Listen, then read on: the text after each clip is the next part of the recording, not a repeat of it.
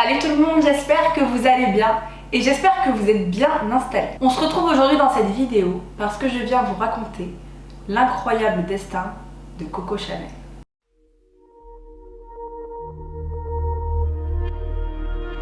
Il était une fois Albert Chanel, un homme travailleur issu d'une famille de 19 enfants. Pour échapper à la misère, il apprend le même métier que son père et il devient colporteur. C'est une sorte de marchand qui tourne de foire en foire dans la région, une sorte de forain en fait. Mais l'insouciant Albert Chanel, qui adore les femmes, séduit une jeune fille qui s'appelle Jeanne et qui n'est autre que la petite sœur de celui qui l'héberge. C'est bien sûr pas la seule jeune femme qu'il aura bousculée dans le foin, mais c'est la seule qu'il aura la malchance de mettre enceinte. Pour Albert, la situation se complique, mais face à ce genre de situation, il a une technique infaillible pour s'en sortir à tous les coups, la fuite. Albert est un lâche. Le temps passe et la grossesse de Jeanne est découverte. Le scandale éclate et c'est bientôt tout le village qui va se mettre à la recherche d'Albert. Évidemment, il va être très vite retrouvé et Jeanne, qui est éperdument amoureuse, décide d'aller le rejoindre. Elle accouchera le lendemain matin de son arrivée d'une certaine Julia, qui deviendra plus tard la grande sœur de Gabriel. Et puis, pour se faire un petit peu oublier, toute la petite famille décide d'aller s'installer à Saumur. Et c'est à Saumur, le 19 août 1883, que Gabriel naît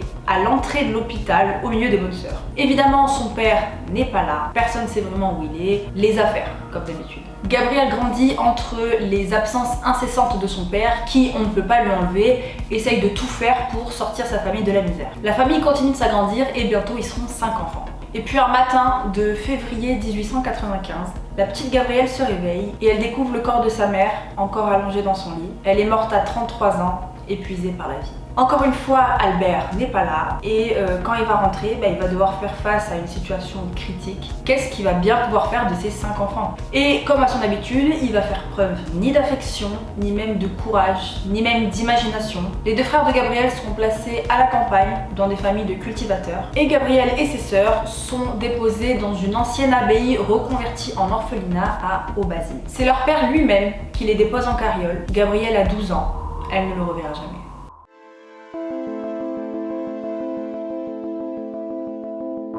Je vous laisse imaginer le choc, le traumatisme quand à 12 ans, Gabrielle perd tout et elle se retrouve du jour au lendemain dans un orphelinat, dans une prison, clairement. Mais malgré tout, Gabrielle adore son père et elle restera très longtemps persuadée qu'un jour il reviendra la chercher. D'ailleurs, Gabrielle, c'est quelqu'un qui toute sa vie préférera cacher ses origines paysannes et souvent elle va mentir pour simplifier son histoire. Sa vie à l'orphelinat est millimétrée. C'est les bonnes sœurs en fait qui donnent les cours, donc c'est très strict. Et elle fait aussi beaucoup de catéchisme. Elle a des cours d'initiation à la cuisine et aussi à la couture. Elle est pas très douée à la couture au début, ce qui a tendance à agacer un peu les bonnes sœurs. D'ailleurs, les bonnes sœurs, Gabrielle, elle a énormément de mal à se soumettre à leur autorité. Question de caractère. Elle est très insolente. Et puis aussi, elle a de la messe tous les matins. D'ailleurs, messe pendant laquelle elle s'ennuie à mourir. Elle s'endort ou bien elle rêve. Elle regarde un peu la décoration. Elle regarde aussi les vitraux de l'abbaye. Et d'ailleurs, il y en a un en particulier qui attire tout le temps son attention, avec des dessins dedans. Et dans les dessins des vitraux, elle a vraiment l'impression de voir deux C entremêlés. Il y a dans l'abbaye d'Aubazine plein de petits signes cachés comme ça que Gabrielle aura tout le temps d'observer pendant les 6 années qu'elle passera là-bas. En fait, sans qu'elle en ait vraiment conscience, l'univers de cet orphelinat l'imprègne petit à petit et la façonne, tant dans son caractère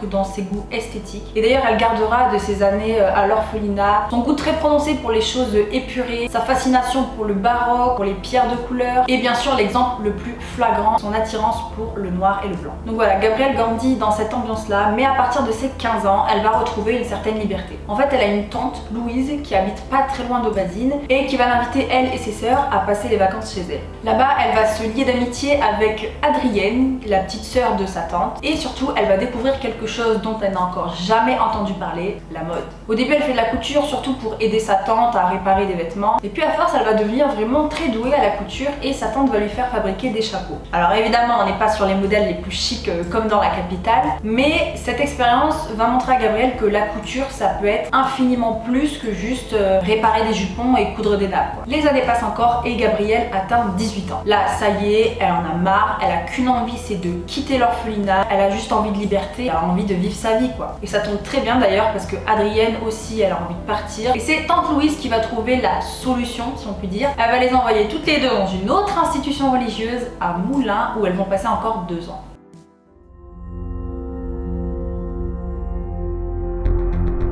Donc à l'âge de 20 ans, Gabrielle et Adrienne quittent l'institution et grâce à leur réseau, elles vont trouver du travail dans une maison de couture en plein centre-ville de Moulins. Les filles sont trop contentes, en plus leur travail les héberge aussi. Elles vont enfin découvrir la vie et avoir une certaine liberté. Dans son travail, Gabrielle est très douée, tellement qu'elle va se faire remarquer. Déjà ses patrons sont très contents de son travail et la riche clientèle du magasin aussi. Ils vont commencer à lui demander de travailler pour elle directement sans passer par le magasin. Évidemment, elle va accepter et petit à petit, elle va avoir comme ça de plus en plus de clients personnels et elle va se créer un petit carnet d'adresses. Ce qu'il faut savoir, c'est qu'à Moulins, il y a beaucoup de militaires, dont le 10e régiment de chasseurs à cheval. Et dans ce régiment, c'est principalement des gens qui sont issus de la haute bourgeoisie. Donc les filles vont faire la rencontre des officiers qui vont les adorer et ils vont passer toute leur soirée ensemble au Grand Café de Moulins. Ils vont aussi sortir dans des cafés-théâtres où il y a pas mal de représentations, de danse, de chant, etc.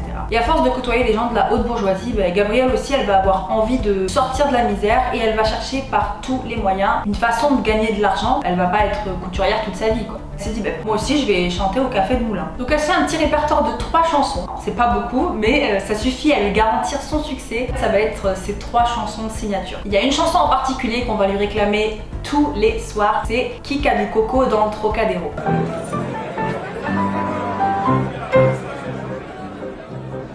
J'ai perdu mon pauvre Coco, Coco mon chien que j'adore, tout près du Trocadéro. Il est loin, s'il court encore, je l'avoue mon plus grand regret. Dans ma perte si cruelle, c'est que plus mon âme me trompait, plus Coco m'était fidèle.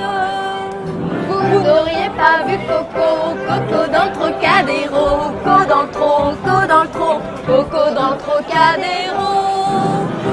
Qui a vu Coco et Coco et Coco, qui a vu Coco et Coco. Et c'est à partir de ce moment-là que les officiers vont lui donner le surnom de Coco, qu'elle déteste d'ailleurs, et toute sa vie elle préfère dire que c'est son père qui l'appelait comme ça. Parmi les officiers de Moulins, il y en a un qui ne pousse pas du tout Coco à continuer la chanson, bien au contraire. Et cet officier, c'est Étienne Balzan. Étienne, c'est l'héritier d'une famille très riche et c'est un bon vivant. Il adore manger, il adore boire, il adore faire la fête, il est passionné de chevaux de course. D'ailleurs, c'est lui qui va initier Coco aux courses de chevaux et il finira par la faire complètement changer d'avis, elle va adorer aller là-bas. Entre temps, Adrienne déménage pour une ville voisine où elle part vivre avec une autre amie et Étienne Balzan arrive à la fin de son service et il va devoir quitter Moulins. Mais Gabrielle, elle est pas folle, elle voit bien le truc venir, elle voit que Adrienne elle est partie, que Étienne Balzan va partir aussi et qu'elle va se retrouver toute seule à Moulins sans beaucoup d'argent. Elle sent qu'il faut qu'elle bouge, faut pas qu'elle reste ici. Et donc elle a une idée, pourquoi est-ce qu'elle demanderait pas à Étienne de lui apprendre à monter à cheval? Évidemment Étienne accepte, lui qui adore les chevaux et qui trouve Coco très amusante, après tout pourquoi pas.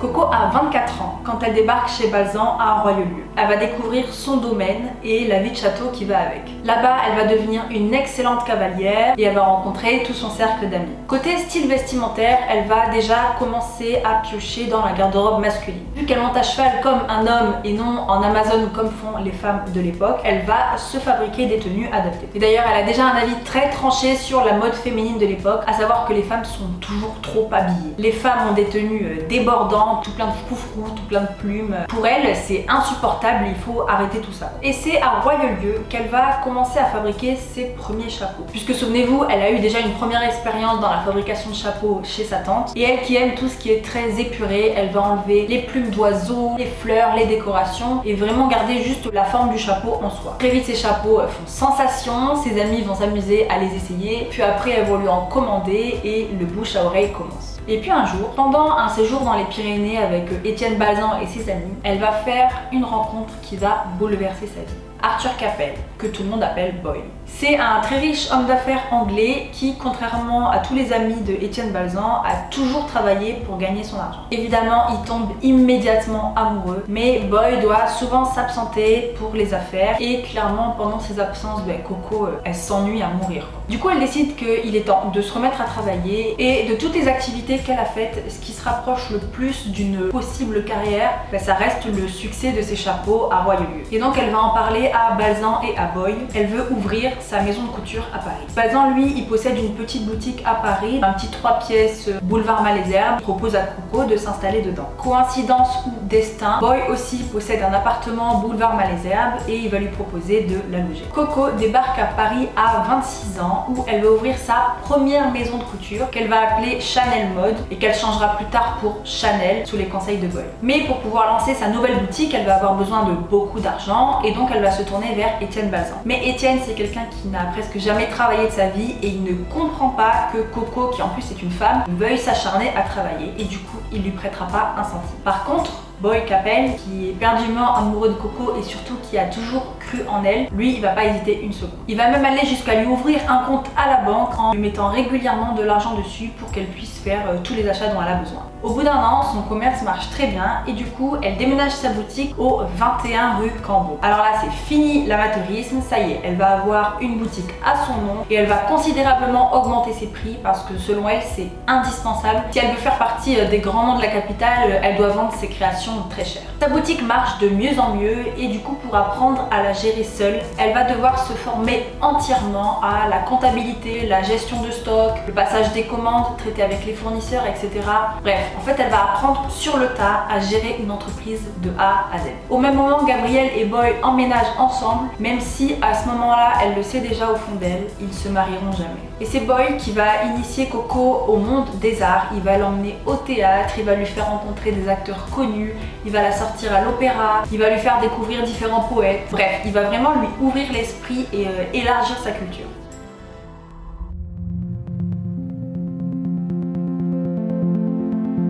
Pendant un séjour d'affaires à Deauville, Boy va en profiter pour présenter Gabrielle à des gens très connus et très importants pour qu'elle puisse encore élargir son carnet d'adresses. Et comme c'est un très bon homme d'affaires et qui connaît bien Deauville, il sait que c'est une destination de luxe et que pendant les vacances, toutes les personnalités de Paris viennent ici. Et du coup, il va faire ouvrir à Coco une boutique rue Gonthambrion. C'est la rue avec toutes les boutiques de luxe à Deauville. Et là-bas, elle va commencer à y développer des collections de vêtements conçus pour les activités de vacances. En fait, Coco, elle a un sens très pratique de la mode. Pour elle, l'idéal, c'est vraiment d'être élégante tout en étant à l'aise. Donc elle crée sans cesse des vêtements pour s'adapter aux situations du quotidien. En fait, elle trouve ça débile qu'on s'habille en vacances exactement comme à Paris, puisque tout est différent là-bas. Donc elle puise énormément dans le vestiaire des hommes, elle va utiliser des matières comme le jersey ou le tricot, des matières qui sont très peu utilisées dans la mode féminine à l'époque, parce que c'est des matières très fluides qui n'ont aucune tenue. Mais Coco, justement, elle y voit une liberté de mouvement. Et puis comme elle est très mince, ça lui permet aussi de donner une certaine ampleur à ses vêtements et de cacher un peu sa silhouette très fine. En fait, elle crée une mode pour elle qui s'adapte à elle. Donc elle essaie tout. Et si elle crée un vêtement qui ne lui va pas parfaitement, et ben elle le sort pas. À Deauville, il y a même sa tante Adrienne qui va la rejoindre. Elles sont toujours restées proches, même si elles se voient moins souvent. Et comme à l'époque de Moulin, elles vont se retrouver et elles vont sortir en ville. Coco et Adrienne vont devenir très populaires à Deauville. Tout le monde les connaît, tout le monde parle d'elles et le chiffre de Coco va exploser. Exactement comme Boy l'avait prédit, Deauville, c'est une réussite. L'année d'après, en juillet 1914, la situation de la France se dégrade. En fait, c'est le début de la guerre. Évidemment, Boy doit partir, mais avant de partir, il lui donne un conseil. Il lui dit surtout, ne ferme pas ta boutique, attends d'abord de voir comment les choses évoluent. Et pour rappel, à l'époque, tout le monde pense que la guerre va durer quelques semaines. Bien sûr, rien ne se passe comme prévu. Il y a toute une partie du territoire qui va être envahie et ça va entraîner une très grosse migration de tout le nord-nord-est du pays vers l'ouest et donc vers Deauville. Il y a beaucoup de gens de la haute bourgeoisie qui vont se retrouver à Deauville, en plus de tous les Parisiens qui étaient déjà là-bas. Et c'est dans ce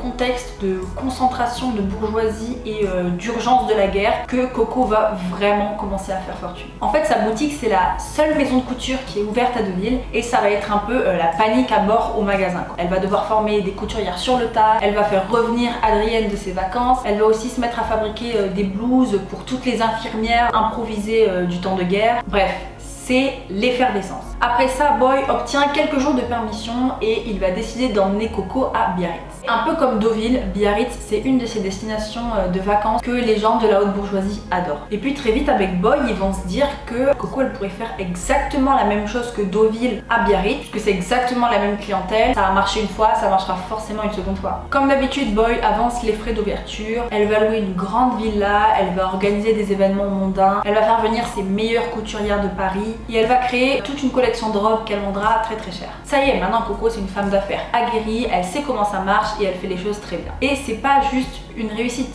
Non, non, Biarritz, c'est un triomphe. Elle met tout le monde d'accord. Puis après la saison, Coco, elle s'intéresse un peu à ses comptes. Elle aimerait bien savoir où elle en est financièrement. Donc elle va aller voir son banquier et là, elle réalise son succès. Ça y est, là clairement, elle a réussi. Elle comprend très vite qu'elle va pouvoir rembourser entièrement Boy chaque centime qu'il lui a prêté depuis le début. Elle va même ajouter quelques intérêts, puisqu'elle est comme ça, Coco. Et bien sûr, elle va faire tout ça dans le secret parce qu'elle connaît Boy et qu'il serait très bien capable de refuser le remboursement de Coco. Évidemment, il va la prendre par sa banque et il va même se vexer un petit peu du geste de Gabrielle parce que lui, il a fait ça de bon cœur et parce qu'il croit en elle en fait. Mais ça passera vite parce qu'il va finir par comprendre que pour Gabrielle, c'est une fierté énorme de pouvoir rembourser à 100% tout l'argent qu'il lui a prêté et elle a réussi tout ça par elle-même, donc elle est extrêmement fière. Et d'ailleurs Boy, il lui dira cette phrase que je trouve magnifique: je pensais t'avoir donné un jouet, je t'ai offert ta liberté.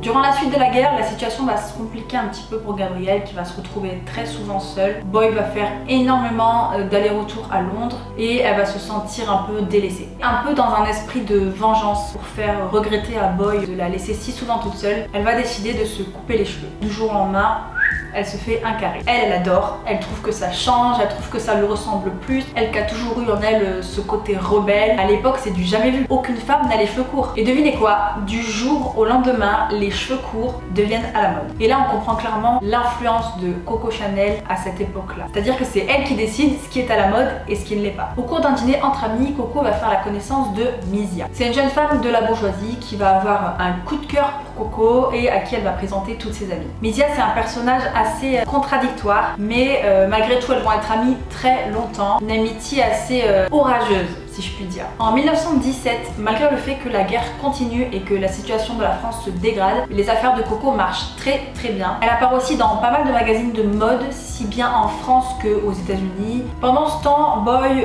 qui fait beaucoup de missions, va retrouver au cours de l'une d'elles une jolie infirmière qui d'ailleurs, à peine mariée, est devenue veuve. Sa situation touche beaucoup Boy qui va se prendre d'affection pour elle. Ils vont décider de se marier. Clairement, ça les arrange tous les deux, même si lui, il l'aimera jamais. Évidemment, de retour à Paris, il va devoir l'annoncer à Coco, qui ne pleurera pas devant lui, mais qui dira à ses amis avant qu'il parle: je savais. La logique voudrait que Boy et Coco se séparent, mais non. Ils s'aiment trop. Boy se marie, mais leur relation ne change pas, si ce n'est les lieux qu'ils fréquentent, parce qu'ils vont se montrer un peu moins en public. Et d'ailleurs, c'est une situation qui va faire beaucoup souffrir Coco, parce que d'un côté, elle devient un personnage public très influent, et d'un côté, elle doit vivre une histoire d'amour cachée. C'est assez dur pour elle. Entre-temps, la guerre se termine et les affaires de Coco reprennent de plus belle, si bien qu'elle doit déménager sa boutique dans un appartement encore plus grand. Elle va déménager du 21 rue Cambon au 31 rue Cambon. Et d'ailleurs, aujourd'hui encore, le 31 rue Cambon à Paris, c'est resté une boutique Chanel. Puis vient le 22 décembre 1919, 4 h du matin. Une voiture s'arrête brutalement devant chez Coco. Un homme descend et court vers la porte. Il sonne, il sonne, il sonne, jusqu'à ce qu'on ouvre. Il vient annoncer que Boy a eu un accident de voiture. Gabrielle arrive et en un regard, elle comprend. Elle qui toute sa vie maîtrise ses émotions, elle est incapable de cacher sa souffrance. Elle a à peine le temps de se remettre des émotions qu'elle se change et elle y va. Il était dans le sud de la France, ils rouleront presque 20 heures pour rejoindre le lieu de l'accident. Ils arrivent en fin de journée, elle y va seule et elle pleure pendant des heures. Gabrielle a 36 ans et elle vient de perdre le seul homme qu'elle aura jamais aimé.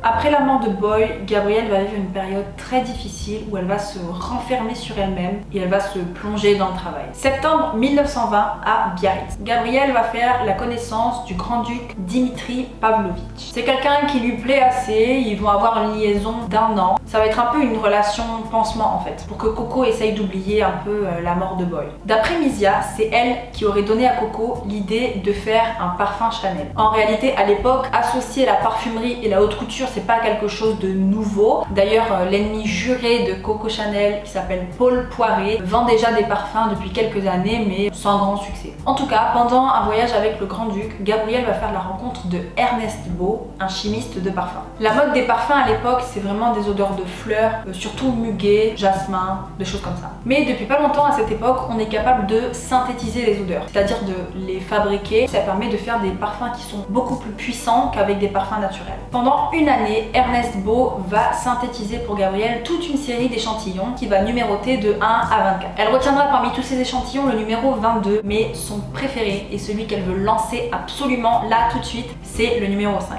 Il combine plus de 80 ingrédients, dont énormément de jasmin. Déjà, rien qu'en termes de composition, à l'époque, c'est du jamais vu. Personne n'a jamais fait ça. C'est un parfum qui est très puissant, je vous conseille d'aller le sentir en magasin si vous en avez l'occasion, que Gabrielle décrit comme un parfum de femme à odeur de femme. Il va révolutionner le marché du parfum, c'est un succès. Depuis son lancement jusqu'à aujourd'hui, le mythique numéro 5 de Chanel que l'on connaît quoi. Les ventes de ce parfum n'ont jamais baissé. Alors qu'à l'époque, la mode c'est de faire des flacons toujours plus originaux, avec des formes, avec beaucoup de décoration et de détails. Gabrielle, elle va décider de faire un flacon tout simple, carré. Mais pas si simple que ça finalement, puisque Gabrielle, elle adore les symboles et elle va designer le flacon et le bouchon en forme d'émeraude, un peu comme la place Vendôme sur laquelle elle a la vue tous les matins. Et pour le nom, elle fait très classique, presque provocateur à l'époque, parce que ça s'est jamais fait. Chanel numéro 5, avec une étiquette en noir et blanc. Évidemment. Côté mode,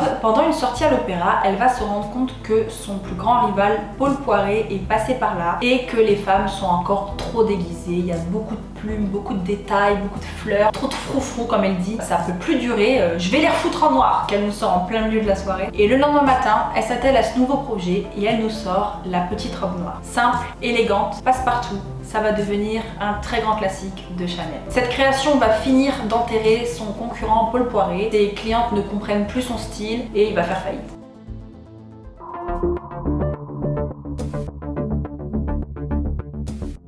C'est une certaine Sarah Gertrude, que tout le monde appelle Vera, qui va présenter le duc de Westminster à Coco. Vera, c'est une jeune femme qui est issue de la haute société et qui connaît énormément de monde. Winston Churchill, des acteurs très connus, le prince de Galles, bref, elle est famous. À ce moment-là, Coco a 41 ans et donc elle rencontre le duc de Westminster. Et il va adorer Coco. Tout de suite, il tombe sous son charme, ils vont rester ensemble 5 ans. Ils ne vivront pas ensemble parce que lui, il est en plein divorce et que elle tient à son indépendance, mais ils vont faire pas mal de petites escapades, un peu comme des jeunes amoureux. Ils vont bien profiter. Tous les week-ends, le duc organise une fête dans son château et c'est au cours de l'une de ces soirées que Coco va faire la rencontre de Winston Churchill, qui n'est autre que le meilleur ami du duc. Mais au bout de quelques années, le divorce du duc va enfin être prononcé et il va chercher à se remarier. Évidemment, il va penser à Coco, mais pour elle, c'est hors de question. Enfin, elle va un peu y réfléchir au début quand même, parce que elle a 45 ans et puis parce qu'elle voit tous ses amis se marier petit à petit. La vérité, c'est que le duc, il cherche surtout à assurer sa descendance puisqu'il a déjà perdu un enfant, mais Coco, elle n'est pas en mesure de lui faire des enfants et du coup, ils se marieront pas et ils vont même se séparer. Et d'un coup, leur petit train-train de voyage, de croisière sur les yachts, de week-end de chasse dans les Landes, des soirées au château, enfin bref, tout ça va s'arrêter d'un coup. Et Coco va réaliser, laissez-moi prendre mon livre, je m'ennuyais de cet ennui sordide de l'oisiveté des riches. J'étais encore là, mais j'étais absente. La pêche au saumon n'était pas la vie. N'importe quelle misère valait mieux que cette misère-là. Les vacances étaient finies. Elle m'avait coûté une fortune, j'avais négligé ma maison, abandonné les affaires. Donc Coco rentre à Paris, elle se remet sérieusement au travail et comme à son habitude, elle se nourrit de ce qui l'entoure et de ses relations avec les hommes pour s'inspirer et créer ses nouvelles collections. Et c'est pendant un séjour en Écosse avec le duc qu'elle a découvert le tweed. Son style continue un petit peu d'évoluer après les petites robes de l'après-midi assez courtes et droites, après les tenues de sport et les chandails en laine. Elle va complètement laisser tomber le style à la garçonne qu'il avait mise à la mode à ses débuts. Elle va vraiment se concentrer sur un style plus féminin, plus élégant. Et c'est dans les robes du soir qu'elle est particulièrement douée. Elle utilise de plus en plus des tissus transparents comme le tulle ou la dentelle. Elle va même recentrer un petit peu plus la taille en s'inspirant des corsets de l'époque, mais toujours avec élégance et sobriété comme à son habitude. Puis vient septembre 1939. Les Alliés déclarent la guerre à l'Allemagne et cette fois-ci, dès le début, Gabrielle va décider de fermer sa boutique. Elle ne laisse ouverte que sa boutique de parfums et d'accessoires. Du jour au lendemain, elle licencie 5000 ouvrières. On ne sait pas trop pourquoi elle a fermé boutique comme ça parce que pendant la Première Guerre mondiale, ses affaires avaient très bien marché à Deauville. Mais des années plus tard, à 56 ans, il n'y a plus personne pour l'encourager à continuer. Peut-être aussi qu'elle en a marre de se battre avec ses concurrents. En tout cas, elle va être très sévèrement jugée pour sa décision. Mais malgré les pressions qu'elle va subir, elle restera fermée.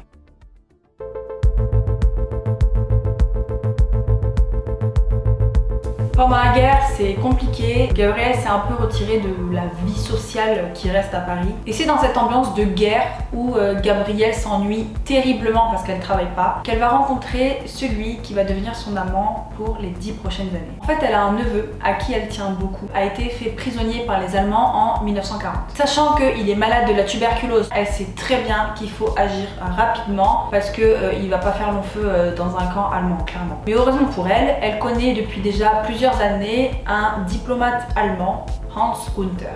Il est à moitié anglais et c'est un très bel homme. Il est grand, il est fort, il est blond aux yeux bleus, il est intelligent, il adore la musique. Bref, il travaille à l'ambassade allemande et il habite du coup à Paris. Et petit détail qui a son importance, Hans il est très content d'être planqué à l'ambassade à Paris parce qu'il est connu côté allemand pour pas être un fervent nazi, quoi. Voilà, il est pas fan des idées, donc lui il est très content d'être planqué à l'ambassade. Clairement, moins on lui en demande, mieux il se porte. Évidemment, Coco se tourne vers lui pour demander de l'aide et le possible rapatriement de son neveu. Et bien sûr, il va promettre d'aider, comme toujours, parce que des demandes comme ça pendant la guerre, il en a eu énormément, forcément. Mais 6 mois après la demande de Coco, le neveu n'est toujours pas libéré. Et d'ailleurs, entre-temps, elle est même tombée amoureuse de Hans, avec qui du coup, elle vit une histoire cachée. Mais voilà, Coco, elle approche de la soixantaine. Et à ceux qui, plus tard, lui reprocheront d'être sortie avec un Allemand pendant la guerre, elle dira: quand on a cet âge-là et qu'un homme vous fait l'honneur de vous courtiser,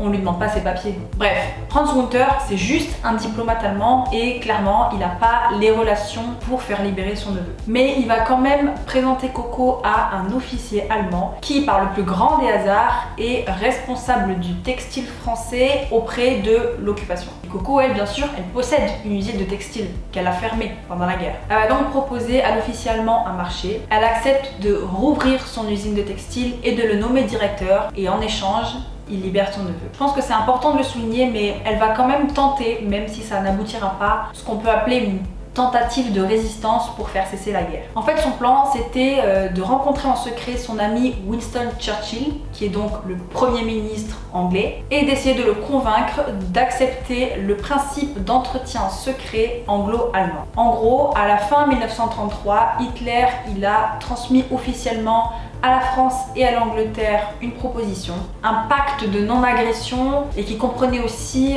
un réarmement limité côté allemand. Bon, c'est pas très clair tout ça, toujours est-il que Coco, elle veut que la guerre, elle s'arrête et donc son but, c'est de convaincre le Premier ministre anglais d'accepter la proposition d'Hitler. Elle devait le rencontrer en Espagne, elle fera tout le trajet sans encombre, mais au moment du rendez-vous, Winston Churchill ne viendra pas, apparemment il est malade, en tout cas c'est ce qu'on lui a dit. Le seul petit souci c'est qu'elle avait emmené avec elle son amie Vera pour l'aider à convaincre Winston Churchill, mais pour pas qu'elle refuse de venir, elle lui avait pas dit pourquoi elle se rendait en Espagne. Sauf que Vera, elle a des doutes sur Coco et pendant le séjour à Madrid, elle va se diriger tout droit à l'ambassade et elle va faire part de ses doutes en disant qu'il faut se méfier de Coco Chanel. Ce petit écart de conduite vaudra à Coco d'être suivie et surveillée par des agents secrets anglais. Enfin, une situation grave quoi. Vraiment, Vera, une amie en or. Mais on sait pas trop pourquoi, tout ça va s'arrêter net. Parce que apparemment, Coco Chanel figure sur une liste très confidentielle, établie par l'intelligence des services français. Et d'ailleurs, même après la libération, quand les Français seront là à s'accuser les uns les autres pour savoir qui a collaboré avec les Allemands, elle va se faire enlever par 2 hommes. On saura jamais qui c'est. En tout cas, encore une fois, elle sera libérée 2 ou 3 heures plus tard, alors que certains n'auront pas cette chance. Preuve encore une fois qu'elle a bénéficié d'une très haute protection, même si on n'a jamais vraiment su qui c'était.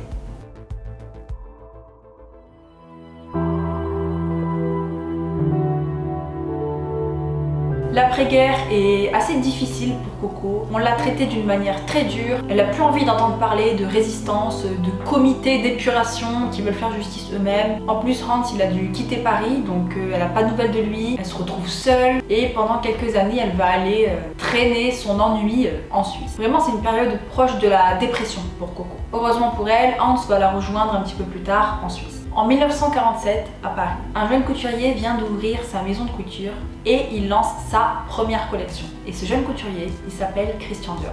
Comme il s'est fait déjà un petit peu repérer dans le monde de la mode, c'est l'événement. Après la guerre, les gens en fait ils veulent reprendre une vie normale et un nouveau nom qui apparaît dans la haute couture, c'est du pain béni. Évidemment, tout Paris veut voir ça. Il fait son défilé et 2 heures plus tard, le monde entier sait que Christian Dior est l'un des plus grands couturiers de son temps. Il a sorti sa première collection, il a mis tout le monde d'accord. Il y a même la directrice du magazine Harper's aux États-Unis qui va écrire Dear Christian, your dresses are wonderful. They have such a new look. En fait, il apparaît comme une révolution parce que son style coupe net avec ce qui se faisait pendant la guerre. Il s'agit plus de porter des tenues pratiques comme pendant l'occupation, mais de revenir à l'essence même de la haute couture, à savoir embellir le corps des femmes. Il prend l'exact contre-pied de Coco Chanel en présentant une taille très marquée, des épaules bouffantes, une poitrine haute et généreuse, et il ressort les gaines, les guêpières, les baleines, le corset, la totale. On imagine très bien la réaction de Coco devant ce new look qui ressort tout ce qu'elle essaye de faire oublier depuis le début de sa carrière en fait. Et d'ailleurs, elle n'hésite pas à le clasher. Dior, il n'habille pas les femmes, il les tapisse. Ah, ça tire à balles réelles. En fait, elle a ce sentiment bizarre d'appartenir à une époque disparue, comme si elle se sentait complètement déphasée avec son temps. Elle trouve même que ses confrères déshonorent la haute couture, c'est dire. Le seul qui se démarque selon elle, c'est Cristobal Balenciaga, qui travaille un style complètement à l'opposé du new look et à qui elle reconnaît un certain talent. 1947, 48, 49, 50, le temps passe et Coco Chanel s'ennuie à mourir. La Suisse, Paris, le Sud, les États-Unis, elle a tout fait. Ses amis meurent un par un, elle travaille plus, c'est l'enfer. 19 août 1953, Gabrielle a 71 ans. Elle a fermé sa maison de couture au début de la Seconde Guerre mondiale, donc ça fait 20 ans qu'elle se fait chier. Et alors que ses confrères de l'époque sont soit morts, soit à la retraite, elle va se lancer un sacré défi, rouvrir sa maison de couture.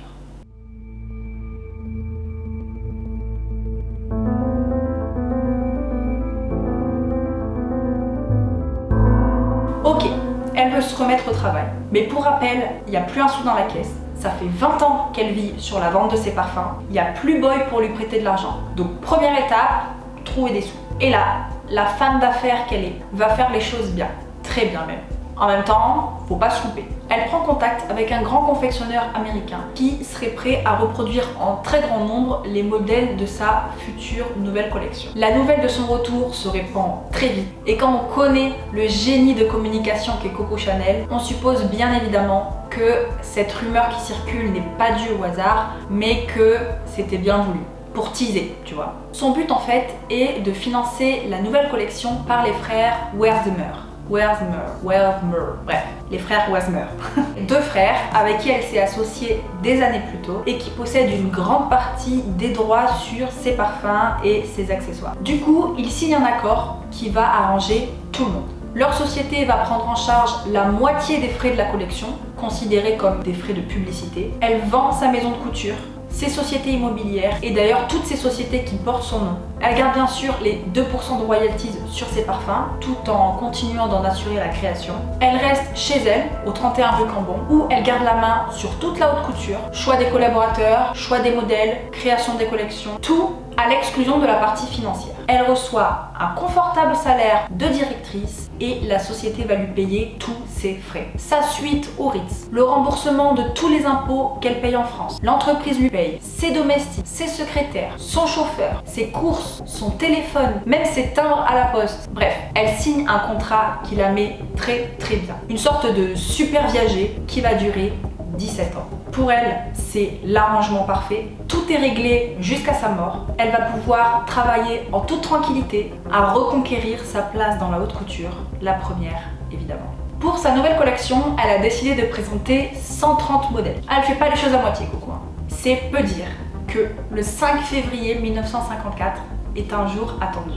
Tout Paris se précipite au 31 rue Cambon. Les gens sont entassés sur des chaises, les acheteurs, les critiques de la mode, la rédaction des plus grands magazines, Harper's, Vogue, l'américain, le français et l'anglais. Certains sont debout sur des chaises et dites-vous qu'en plus de tous les gens qui sont invités au défilé, il y a plus de 2000 personnes qui n'ont pas réussi à rentrer. Vraiment, c'est le bazar dans la capitale. Comme à son habitude, Coco regarde le défilé depuis les marches qui mènent au premier étage. Ça lui permet de voir la réaction des gens sans être vu. Après le défilé, le verdict tombe. C'est une catastrophe. Du moins aux yeux des journalistes français et anglais qui adorent Christian Dior et pour qui la nouvelle collection de Chanel c'est du vu et revu, les fantômes du passé de 1930 quoi. L'ambiance est glaciale, les applaudissements sont timides, c'est pas du tout le succès auquel elle est habituée. Pour elle, c'est un coup dur. Elle en parle comme l'expérience la plus cruelle de toute sa vie. Ils sortent des titres du genre Coco Chanel a fouillé les oies, Retour en 1920,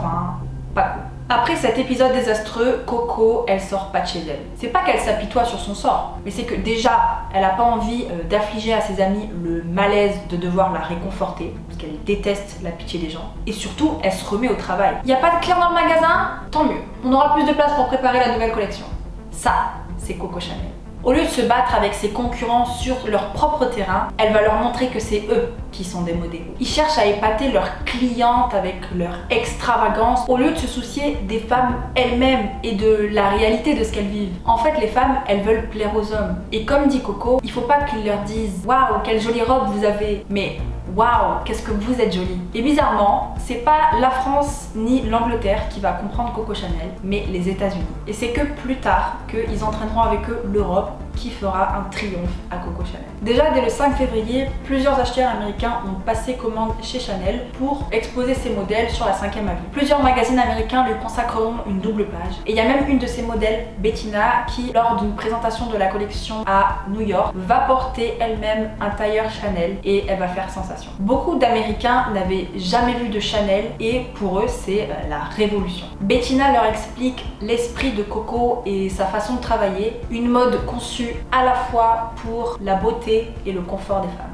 Évidemment, ils sont conquis et ça leur plaît d'autant plus que les modèles Chanel sont très faciles à reproduire. C'est des modèles épurés avec des lignes simples, contrairement au New Look de Christian Dior, ce qui facilite grandement la commercialisation de masse. Et ça, les Américains, ils adorent. Ils vont pouvoir se faire beaucoup d'argent en reproduisant les modèles Chanel. Bref, son succès aux États-Unis est assuré. S'il y a bien une tenue à laquelle Coco a su associer son nom, c'est bien évidemment le tailleur Chanel. Si c'est pas elle qui a inventé le tailleur, elle en a redéfini toute la conception. Dès janvier 1955, pour sa 3e collection depuis son retour, ce tailleur séduit d'emblée sa clientèle et il devient encore plus mythique que la petite robe noire. Elle utilise des fines mailles comme le jersey, le shantung ou le tweed, sa silhouette très près du corps, la coupe de sa jupe droite qui couvre toujours le genou. Elle conçoit un tailleur aussi élégant qu'agréable à porter. La veste est courte, peu cintrée, avec des poches ornées de boutons dorés. Voilà la tenue que Chanel va vendre à des milliers de clientes. Mais le succès du tailleur ne doit pas faire de l'ombre à ses autres créations, et il y en a eu beaucoup. Déjà, le tailleur en lui-même, elle le décline en plus de 100 variétés. Et bien sûr, elle crée des luxueuses robes du soir, mais aussi des robes de cocktail ou de garden party, en mousseline ou en organdie. En fait, elle réussit aussi bien dans l'ajusté que dans le vaporeux. Elle fait fabriquer des chaussures qui accompagnent ses modèles par le bottier Raymond Massaro, alors que son père, Lazare Massaro, chausse déjà Gabrielle personnellement depuis 1938. Et c'est avec lui qu'elle va créer la fameuse sandale beige à bout noir pour la journée et à bout or pour le soir. Elle a une petite bride qui dégage le talon et qui permet d'enlever la boucle métallique. Coco trouve que cette sandale allonge la silhouette des femmes et que en même temps elle permet de faire apparaître le pied plus petit. À l'image de son travail acharné et de sa carrière plus que réussie, elle reçoit en 1957 le prix Neiman Marcus qui la récompense en tant que créatrice de mode la plus influente du XXe siècle. Rien que ça.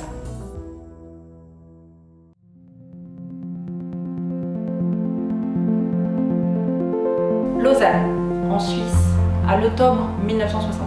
Gabrielle a 82 ans et elle écrit « J'institue comme seul héritier et légataire universel la fondation Goka, Gabrielle Chanel.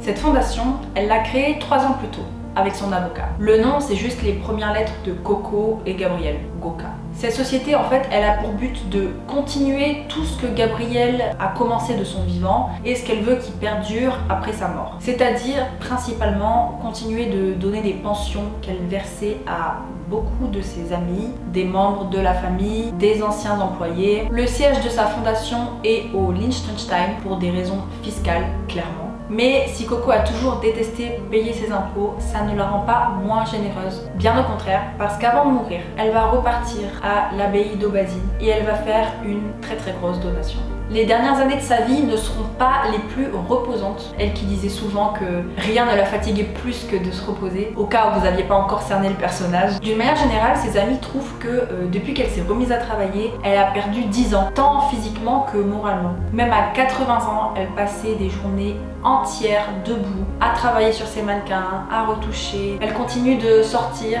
au théâtre, à l'opéra, d'inviter ses amis chez elle. De toute façon, elle a toujours détesté être seule. Évidemment, à la fin, elle sauve un peu les apparences puisque sa santé n'est pas parfaite. Elle se fait maquiller avant l'arrivée de ses employés au magasin pour garder bonne mine. Elle prend même des somnifères à la morphine pour s'endormir le soir parce qu'elle est somnambule et ses crises s'aggravent de plus en plus. Mais surtout, elle ne perdra rien de son caractère piquant. Peut-être sa façon de se défendre contre le temps qui passe et de montrer à tout le monde que Coco Chanel est encore bien vivante.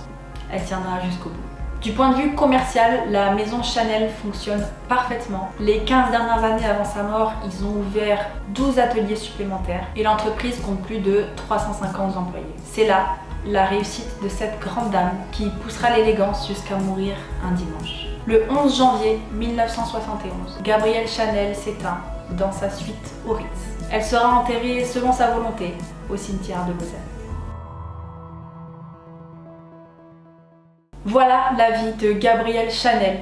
Une histoire de liberté finalement, où comment, malgré les cartes que la vie lui a données, elle a défié le destin pour vivre la vie qu'elle s'était choisie. Évidemment, en une vidéo, je peux pas vous expliquer toutes les subtilités du personnage de Coco, son caractère bien trempé, ses excès de colère, le fait qu'elle critiquait toujours ses amis, son immense générosité, toujours cachée bien sûr, le fait qu'elle dirigeait son entreprise d'une main de fer, son goût très prononcé pour l'art, le théâtre, la poésie, l'opéra, ses nombreuses aventures amoureuses, le fait qu'elle s'inspire de tout le temps. Sans être vraiment superstitieuse, elle a toujours accordé une très grande importance aux signes et elle les glissait partout dans toutes ses créations. Comme la fleur de camélia. Si vous ne saviez pas pourquoi Chanel en met partout, c'est qu'en fait elle l'a volée à Marcel Proust qui en mettait toujours une sur son veston en guise d'élégance. Gabrielle aussi est tombée amoureuse de cette fleur et elle rajoute même qu'elle a la délicatesse de n'exhaler aucun parfum pour mieux laisser aux femmes la liberté de choisir le leur. J'adore.